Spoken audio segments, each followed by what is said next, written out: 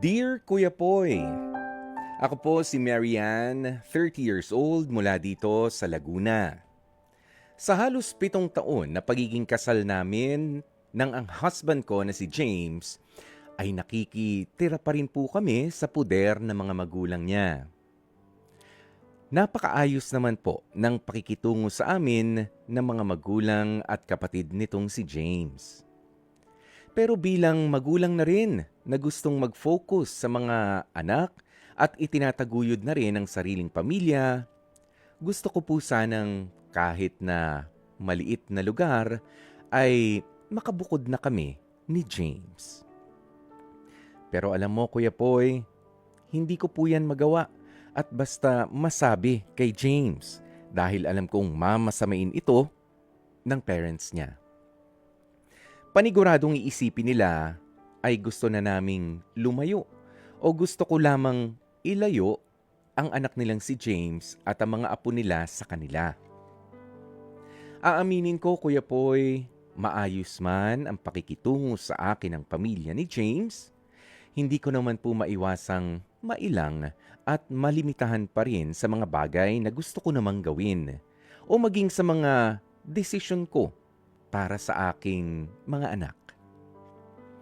Para sa akin po kasi ay iba pa rin yung nakabukod ng bahay. Yung kami lang ng asawa ko at ng 3 naming mga chikiting. Nafu-frustrate po ako Kuya Poy na para bang kampante na rin ang asawa kong si James na hindi kami bumukod mula sa mga magulang at mga kapatid niya. Ilang beses ko na rin pong inihirit sa kanya na bumukod na kami pero palagi lang niya akong tinatanong kung bakit pa raw namin kailangan na bumukod kung ayos naman ang bahay namin at ayos lang din naman sa parents niya. Sa totoo lang Kuya Poy, naging mitsa po yan ng aming pag-aaway. Kaya simula po noon ay hindi ko na po ito inulit na banggitin pa. Kaya ang tanong ko ngayon, Kuya Poy, at sa marami ninyong mga tagapakinig, papaano ko nga ba ipauunawa sa husband kong si James na dapat na rin kami talagang bumukod dahil lumalaki na rin ang pamilya namin.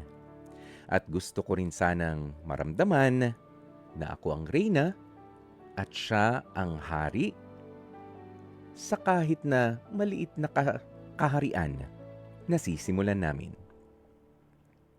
Hanggang dito na lamang ang aking kwento. Umaasa po ako na sana ay mabigyan ninyo ako ng payo sa pinagdaraanan kong pagsubok. Lubos na gumagalang, Marianne. At napakinggan nga po natin kanina, bago ang ating break, itong kwento ni Mary Ann. At alam ko marami sa mga mag-aasawa na nakikisilong sa kanilang mga magulang ang gusto at mayroong problema rin na katulad nitong kay Mary Ann. Nga lang, talagang minsan, alam nyo, para nag-uumpugang mga bato ang mga pangangatwiran ng mga mag-aasawa, lalong-lalo na kung katulad ito, si James, komportable na siya doon sa lugar nila, sa bahay ng mga magulang niya, lumaki na rin naman yung 3 nilang mga anak ni Mary Ann, maayos naman ang samahan doon, nga lang, minsan ay nalalampasan natin at hindi natatanong, kumusta ba yung asawa natin? Yes, maayos ang pakikisama sa biyenan, 'di ba? At yung biyenan maayos din pakikisama doon sa manugang. Pero kumusta ba talaga? Nagagawa mo ba talaga lahat ng mga kailangan mo? Pero ito Mary Ann, unang-una, valid yung punto mo na kahit hindi pa nga naintindihan nitong asawa mo the first time na ni-raise mo yung issue o yung usapin ng pagbukod kay James. Valid yan. Oo, 'di ba? Yan nga yung para maging independent tayo sa ating buhay may asawa rin, buhay may pamilya. Pero eto naman, you have to consider yung timing. Ako naniniwala na merong tamang timing sa lahat ng bagay, lalo't sa paglalatag ng mga plano at yung pag-uusap ng masinsinan sa dalawang nagsasama. Lalo na rin at malaking desisyon yung issue. Katulad nga ng pagbukod ninyo ng bahay mula sa mga magulang ng partner mo, ng asawa mo. Yan, may tamang timing. Hindi pa pwede na kayo ay nagising ka na lang isang araw, nagkakape siya, namumroblema sa pera, o kaya parang kinukulang pa nga yung pambayad ninyo sa kuryente, pang-contribute. Tara, bumukod na tayo. May ganun. Oh, 'di ba? Alam mo naman kung ano ang responsibilidad ng bubukod na ng bahay. Sa'yo na, solo mo na ang kuryente, solo mo na ang tubig, solo mo na ang ano pa ba, mga sabon, hindi ka na wala ka nang ano eh. Pwede ba mahiram ang sabon sa kapitbahay kung sakasakali hindi? 'Di ba? Yung timing, aayusin natin. 'Di ba? Hindi rin pwede na basta mo na lang ihilahin ang iyong partner dahil Gina G ka na gusto kong makausap siya ng masinsinan. Halimbawa, pagka-uwi, pagod na pagod sa trabaho, mentally drained, si jowa. Tara mag-usap tayo ng masinsinan. Talagang wala kang makukuha ron. Baka nga inis or katahimikan lang kasi hindi ka ma-absorb. 'Di ba? Pinaghahandaan yung mga bagay na ganyan. Malaking usapin yan, yung pagbukod. Pero, okay, it's a blessing.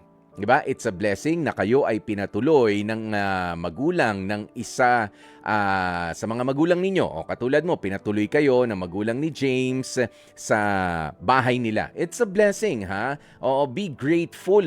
O magpasalamat. Hindi yung, lalo na maganda rin yung pakikisama sa'yo. O blessing talaga yan. Dahil yung iba patutuloyin nga pero mamata-matahin naman. Wala ka namang ganun na problema, Mary Ann. It's just that gusto mo nga, sabi mo, ay maging reyna ka at hari rin naman itong si James kahit sa maliit ninyong kaharian. Ibig sabihin, kahit sa maliit na bahay lang.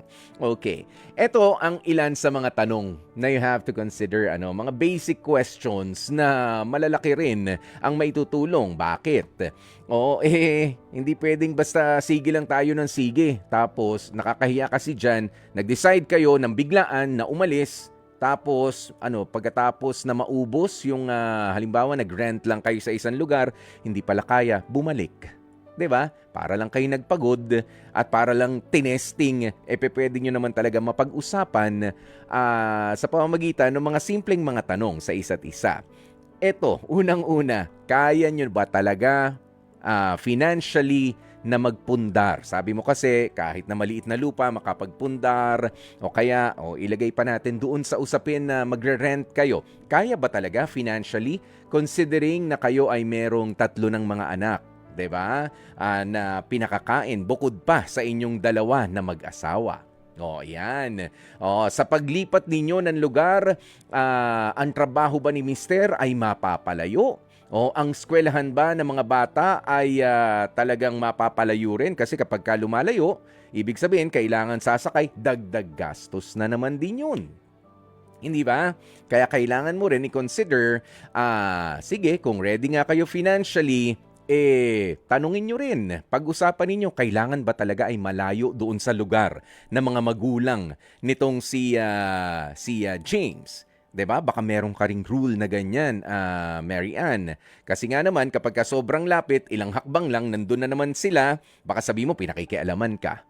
Gusto mo nga magdesisyon ng sa sarili mo, di ba? But I don't think so. Kasi nga, nung kayo nakikituloy, hindi naman kayo masyado pinakikialaman.